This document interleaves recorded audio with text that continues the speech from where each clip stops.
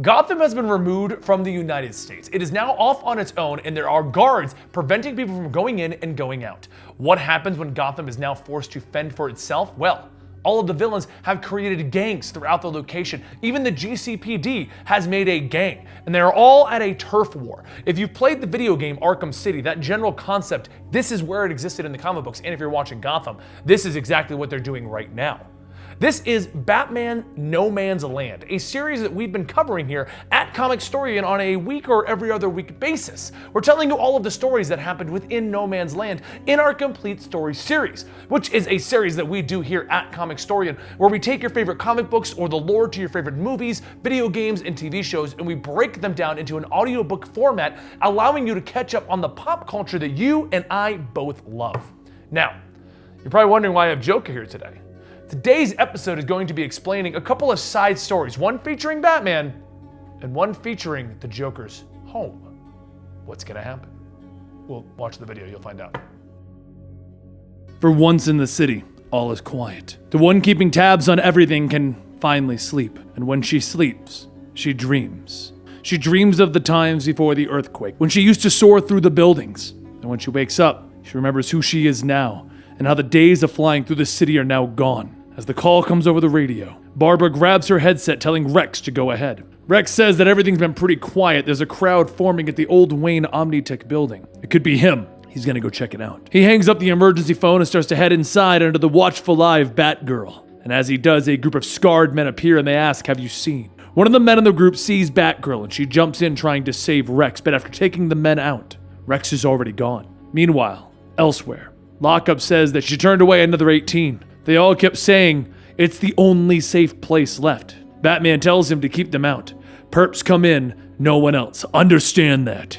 If I find out that even one life, no matter whose, is taken, then your life is worth nothing. Lockup laughs, stepping away from his post, stating, "Sure, we'll do it your way, but just so you know, it ain't gonna last." Later, down below Arkham, Batman returns and sees Batgirl and tells her to rest. Batgirl fixes her mask, stating it's not fatigue, it's frustration. She was too slow. Batman says that she needs to be faster next time. She then asks, where do they go?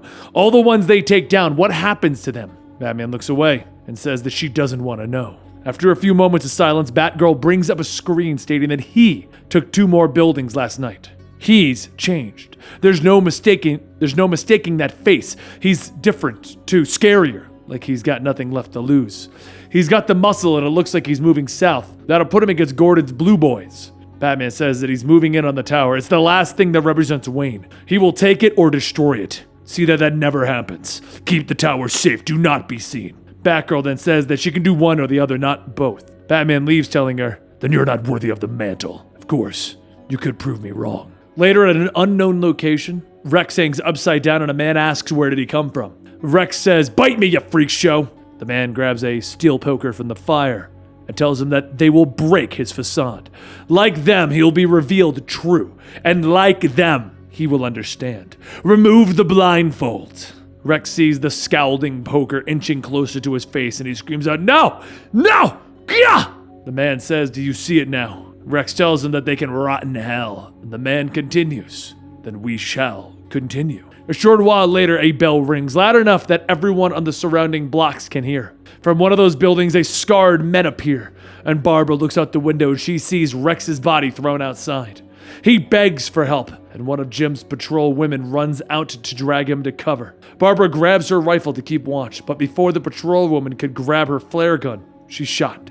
Black Mask holds out his gun, stating, "You have 2 choices. See and live, or refuse and die. We are the true face of No Man's Land. It belongs to us." Barbara steadies her aim. Before she can pull the trigger, the patrol woman fires off her flare gun. Barbara takes off the safety and tightens her grip, and just then, she sees a black flash through the scope. She lowers the rifle, stating, "No." And Batgirl asks Black Mask, "How about you try to get through me first?" Batgirl jumps through, throwing a smoke bomb and knocking some of the men down, stating that they should probably stay down.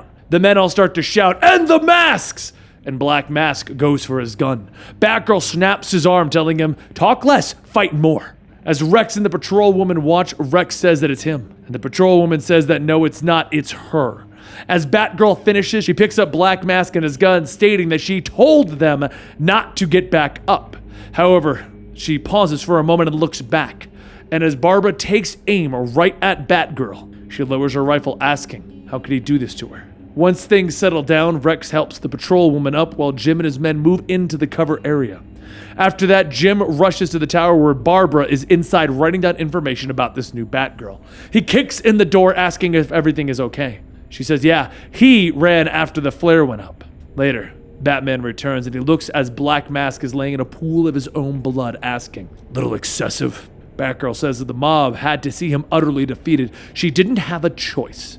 Would he have done any less? Batman simply tells her, no. As he gets closer, Black Mask tells Batman to remove the mask, but Batman tells him he can't. The mask is a part of me. Batman picks Black Mask up and throws him over his shoulder and tells Batgirl, I'll take it from here. Later, at Blackgate, Lockup yells for the people to clear out, only criminals in here. One of the men down below yells, come on! If only criminals get in, then I'll become one! The man starts to punch another man outside, and Lockup tells Beast to take care of it. KG Beast aims his rifle, shooting the man in the arm and the leg, and Lockup says, there, now you can come in. Anyone else? Didn't think so. The Beast leaves to bring the man in, and Batman says that he'd better recover.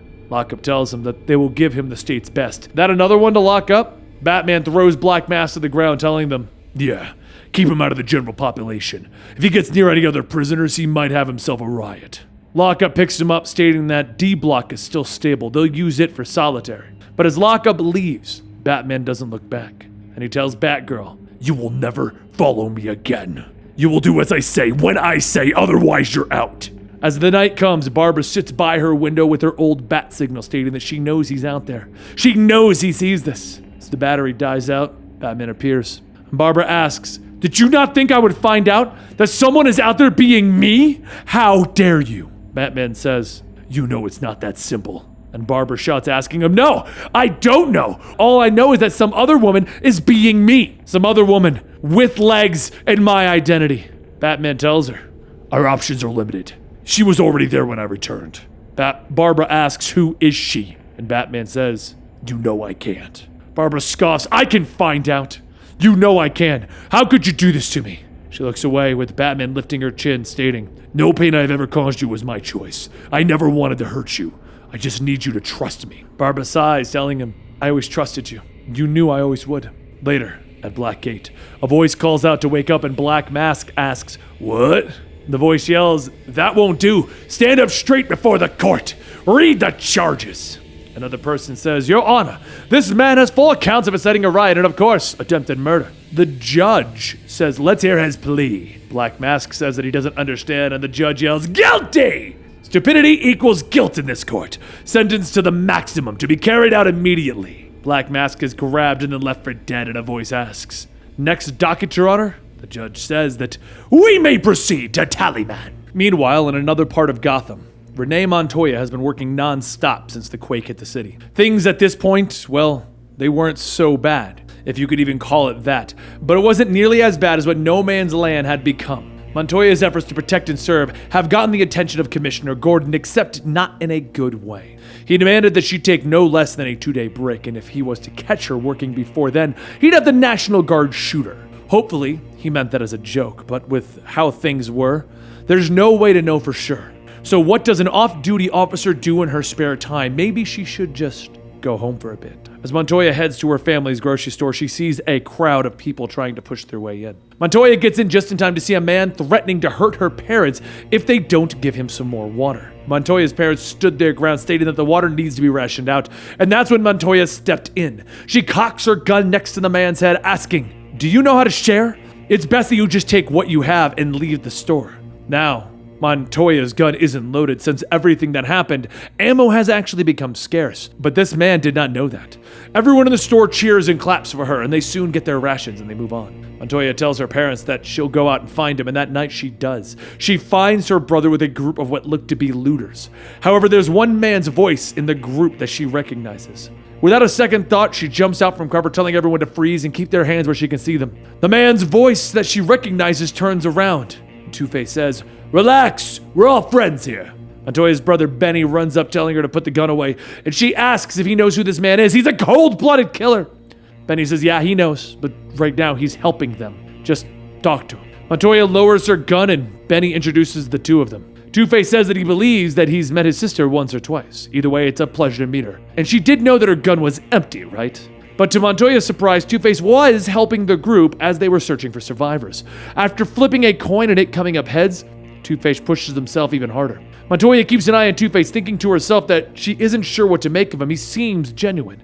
The group begins to split into two groups of two, and of course, Montoya is paired with Two-Face. As the two head into the destroyed building, a voice from behind a wall calls out for help. Montoya tells the man that they're coming, and then Montoya hears the ting of a coin being flipped. She tells herself that she knew it was just a matter of time, but Two-Face's voice cracks, telling Montoya to shine the light. She points the light to where the coin landed, and this time, it's heads. The two begin to dig out a hole where the man can get out, and just as soon as they do, the structure begins to give. Montoya shouts to Two-Face to get out, and as the rock and the debris fall, Montoya is trapped beneath it. Two-Face pauses for a moment, and then he flips a coin. The next morning, Montoya wakes up, and she sees herself back home after being rescued by Two-Face. Guess the coin came up heads again. Once Montoya gets dressed, she gets ready to set back out when her father stops her. He hands her a single bullet, stating that it's all he could find, as she kisses him on the cheek, thanking him. The rescue group heads out to save more people, and each time Two-Face flips his coin, it comes up heads each time. But when the group stops in the next location, a criminal from back in the day stops Two-Face, asking, "What are you doing?" Two-Face says, "Don't you remember who I am, Two-Face?" Two-Face says, "Yeah, Mick White." And Mick says, "Why don't you join us and make some real money, eh?" Two-Face flips his coin, and he catches it, punching Mick, shouting, "You're meat!" A brawl follows, but as Mick gets ready to swing his axe into Two-Face's two faces, Montoya uses her one bullet, stopping Mick. And just then, Batman jumps down, and Two-Face wastes no time lunging at him. Batman kicks Two-Face to the ground, and Two-Face yells that it's always him. "Never gives me a moment of peace." Montoya tells Batman to wait, but Two-Face flips his coin, and before Two-Face can catch it, Montoya snatches it. Batman picks up Two-Face, and Two-Face demands to know, "What did it say? Tell me, what did it say?" Batman tells Montoya nicely done, but Montoya asks if he could let Two-Face go. Just trust her on it. It'll be okay. Batman asks, "Do you realize what you're doing?" And Montoya says, "Yes, I just have to try, please. I can reach him." After a gruff sigh, Batman takes off his restraints and says he'll be watching. Two-Face asks her again, "What did the coin say?" Montoya tells him it doesn't matter. He doesn't need to know. He was helping him. That doesn't change anything. All he needs to do is finish what he started. She'll keep the coin for now, just until they finish. And with that, Montoya helps Two-Face up, and they get back to work. Meanwhile, in yet another part of Gotham City, with food slowly growing more and more difficult to find, more people in Gotham take it upon themselves to scavenge for what scraps they can find. But for Melanie and Jeff, things are just a little different. They didn't even live in the city. They only came to make sure that Jeff's mother was safe. And as it would turn out, Jeff's mother left a few days before the bridges blew up. He lowers himself into a home and says that once they get what they need, they'll be gone. What's the worst that could happen? Melanie jumps down next, and the two of them look through the home, with Melanie noticing a picture of a person who might live there. She picks up the photo and says that it's a man with green hair, white skin, and a funny-looking car. Jeff says that it's probably just some carny from an amusement park who lived here. Besides, this place is covered in dust. No one's been here for months. Melanie says that she's not so sure on that. They should probably just leave, and Jeff tells her one quick look and they will leave. He opens up a door to the next room and he finds a dozen broken spotlights with a trail of bloody footprints. Melanie grabs Jeff, shouting it's time to go, but Jeff stops right before the fridge, stating wait. He opens it up, grabs a box, and not seeing the label on it that was reading donor organs. He peels the plastic back, stating that it smells, and it looks like kielbasa or bratwurst. Melanie yells, "Come on, we have to leave! The TV here works, but all it's showing is some channel of people processing meat." Just then the phone rings. Neither of them answer. Melanie says they shouldn't be here. She begins to run back, but she steps on a trap door, falling through it into a pool of water. Jeff reaches down to help Melanie out, stating that it's a dumb place for a jacuzzi, but neither of them see that the water below is filled with dead piranhas. As Melanie goes and dries off, she hears Jeff calling out to her to come quick. She follows the voice into what looks to be a showroom, and in the middle of the room is a Robin costume and a crowbar with a plaque reading, "The Day I Won." Melanie takes a closer look at the mannequin, stating that it's not real, right? And just then, the phone begins to ring. Neither of them answer it, and Jeff says, "Okay, just one last room to check and we can go. I swear." Oh God. Melanie runs over to where Jeff is, and on the door is a note that states, "Hostages." He opens it up to see 24 decomposing bodies tied up. Jeff grabs Melanie by the hand and they begin to run to the exit, and that's when the phone rings a third time. Jeff stops and says that maybe it's the police or the National Guard, and Melanie tells him that she has a bad feeling about this, but as Jeff goes to pick it up, his hand is knocked away by a batarang. Batgirl tells them, "You need to leave now." Melanie and Jeff climb back out the window with Batgirl tying a string to the phone. She jumps onto the ledge, and when the three of them are away, she tugs on the string. A second later, the house explodes with a loud boom! And as the smoke clears, Batgirl tells the two of them that they're lucky to be alive. The Joker doesn't like squatters. Follow this map, and they'll leave a safe area. The two slump down, and Jeff hands Melanie a soda, stating that he found this. Drink it. It'll calm her nerves. The Joker's place, no way! It's a shame all that food is wasted, and suddenly, Melanie begins to cackle. Jeff turns around asking what's so funny, and when he looks at Melanie, all he can see is the giant grin on her face, and she laughs louder and louder and louder and louder and louder. All around me are familiar faces, worn out places, worn out faces, bright and early for their daily races. Going nowhere, their tears are filling up their glasses, no expression, no expression. Hide my head, I want to drown my sorrow, no tomorrow, no tomorrow.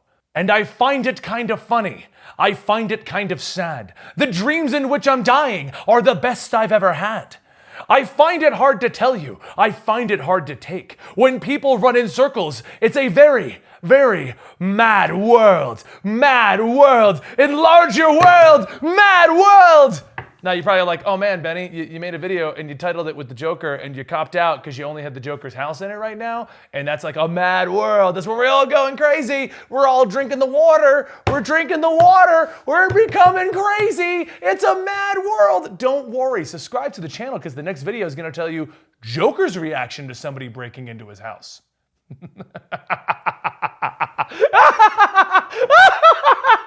What's in this tea?